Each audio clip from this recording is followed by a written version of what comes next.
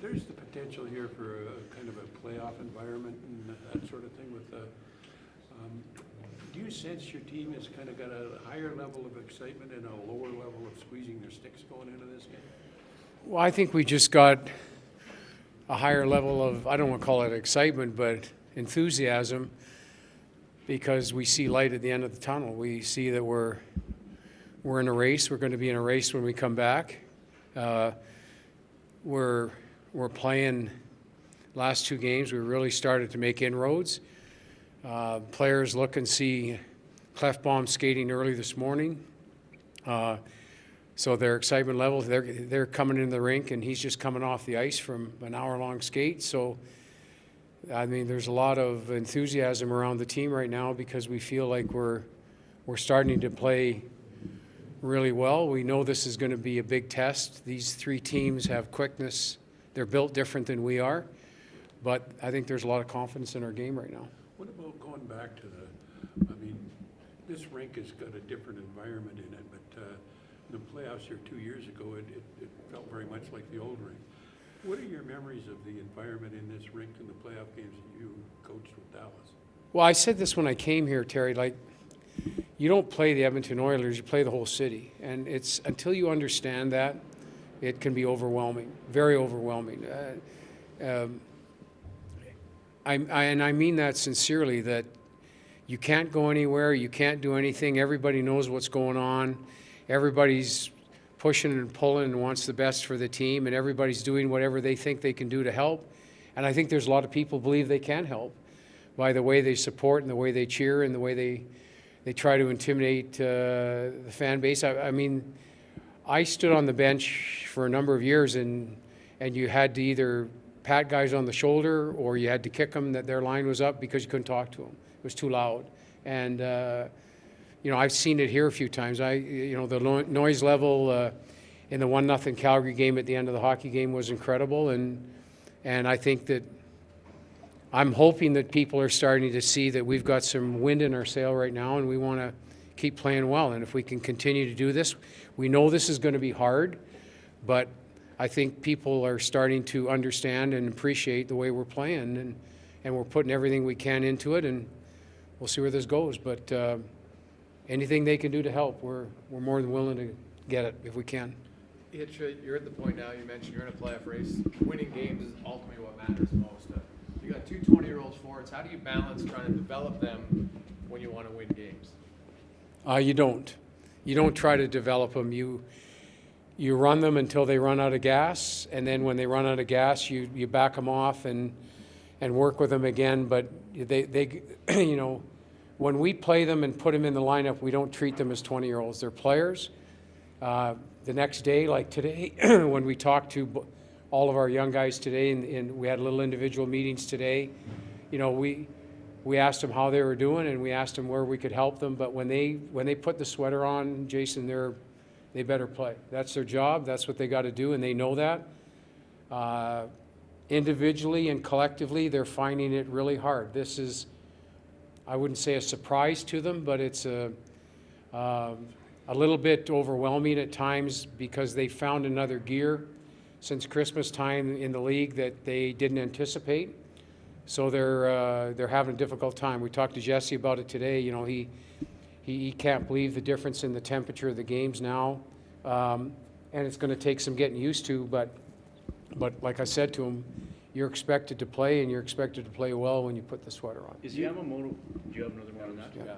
On Yamo, you've only had him for 2 games, Ken. You've seen Jesse for a long time. What have you seen in Yamo's game that you feel can help your team right now? What do you like about his play? I gets the lines on the ice. There's 3 major lines on the ice, obviously, and he knows how to play on all 3. And that's something that's being taught to him well ahead of when we've got him.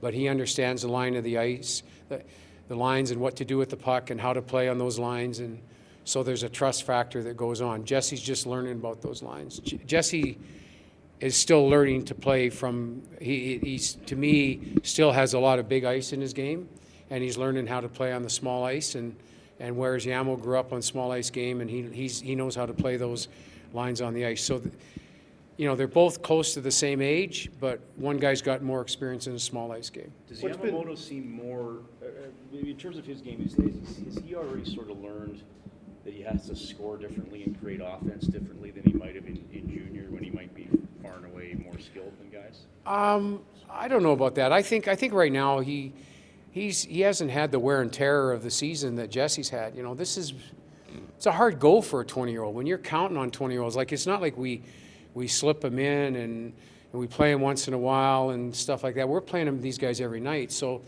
you know, Yamo, we know Yamo's going to hit the wall here in a month or so, and that's just the way it is. When you decide to make and play these younger guys, and you know what their top end is, their top end on both guys is good. You just got to go through the peaks and valley, and you got to be there for them. But you also got to know when to scale them back, and it's going to be there with Yamo, just like it was with Jesse. I think this was a hard week because Jesse found a new level of hockey that gets played at this time of year, and I think Yamo's going to find the same thing. What's been different about your game that's led to this little run, and how does it set you up for one of the top teams in the league tomorrow?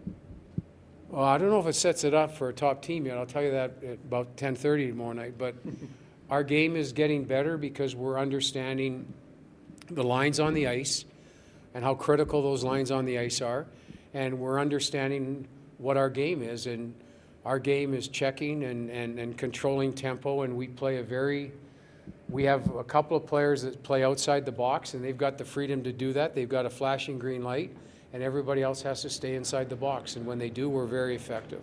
And we're playing inside the box now in proper manner, and it shows up in the limited chances against we give up and the chances for we're getting. And it's a hard way to play, but it's a winning way, and I think our players are starting to buy into it again. We bought into it before, and it's hard to stay with that type of program, but we're buying into it again now, and that's a good sign. He's talked about he's more comfortable. You said you've mentioned it. Jujar just seems better on the wing. I know his goal was shorthanded, so it wasn't necessarily as a winger, but it was a really nice goal. You promoted him up with Nugent Hopkins. What do you see from Kara that could help you down this stretch? Where's his ceiling at it all, Ken? From what you've seen and where he can go in his game offensively? Well, right now he's a really good third-line left winger, and can he get to a 2? I don't know. We'll see. But right now he's a very good third-line left winger. His best game is breaking ahead of the play. So when he gets ahead of the play and he gets on the hunt, that's his game. And you can't do that as a center. You're always coming from underneath as a center. But when he's able to get ahead of the play and he's able to put pressure on people, he's dynamic. And that's what we see. Now, we're going to give him as much power play time as we can afford here and see how he can do on that. And if he can start to score in the games like he scores in practice and shows offensive flair in practice, then we're going to get a top 6 player, which is good.